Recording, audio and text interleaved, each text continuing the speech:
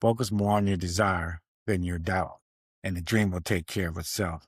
That's a quote from Mark Twain. There's a quiet battle many of us fight every day. It's not always loud. It doesn't always look dramatic. Sometimes it looks like you're opening your laptop and staring at your screen, thinking, I should start, but what if I fail? Sometimes it looks like you're scrolling through opportunities and telling yourself, that's for other people, not me, but sometimes it looks like you're making a plan in the morning, then doubting yourself by lunchtime. And sometimes here's the hardest part. Doubt can sound like wisdom. Doubt can sound realistic. Doubt can sound mature. Doubt can sound safe. But most of the time, doubt is just fear wearing a smart outfit. The quote above is simple, but it carries a powerful truth. When you feed your desire more than your doubt, your dream starts to move. Your dream really starts moving forward, even before you feel fully ready.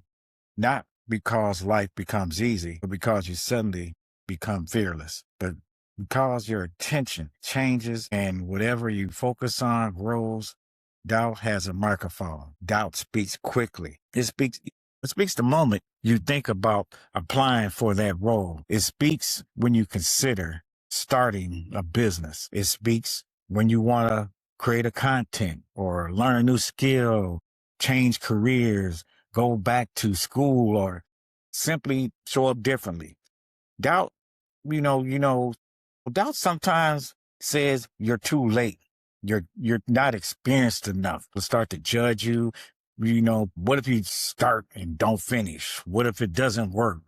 What if you look foolish? And because doubt sounds urgent, you treat it like it's an emergency. We pause, we hesitate, we overthink, we start waiting for the perfect time. I'm a victim of that sometimes. That we start waiting for confidence. We start waiting for clarity.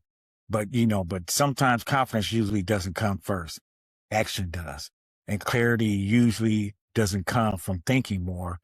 Clarity comes simply from moving. Now, how doubt quietly steals your future? Doubt doesn't always stop you in obvious ways. Sometimes it stops you by making you prepare forever. You keep researching, you keep planning, you keep collecting ideas. I be writing this down, writing this idea down. And then, you find yourself, you keep watching others do what you want to do. And you tell yourself, I'm not procrastinating. I'm just getting ready, being patient, being disciplined. Yeah, right. Yeah, right. But deep down, you know what's happening. You're trying to avoid the risk of being seen trying. When you try, something becomes possible. And when something becomes possible, it can also fail. So doubt says, stay here, stay safe. It's safer here. And the cost of that safety is big. It's the dream you keep postponing. It's the confidence you never build. It's the skills you never develop. It's the opportunities you never give yourself a chance to meet. You don't lose your dream in one big moment. You lose it in small moments of doubt, repeated daily. Just imagine, wake up tomorrow with a strong desire in your chest. Not pressure, not panic, just desire. You want to grow. You want to improve your life. You want to do work you feel proud of. You want to build something meaningful.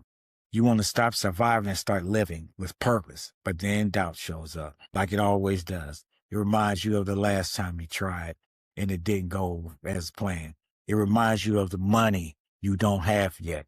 It reminds you of the skills you haven't mastered yet. It reminds you of the people who might not support you, and you feel that familiar heaviness on your heart.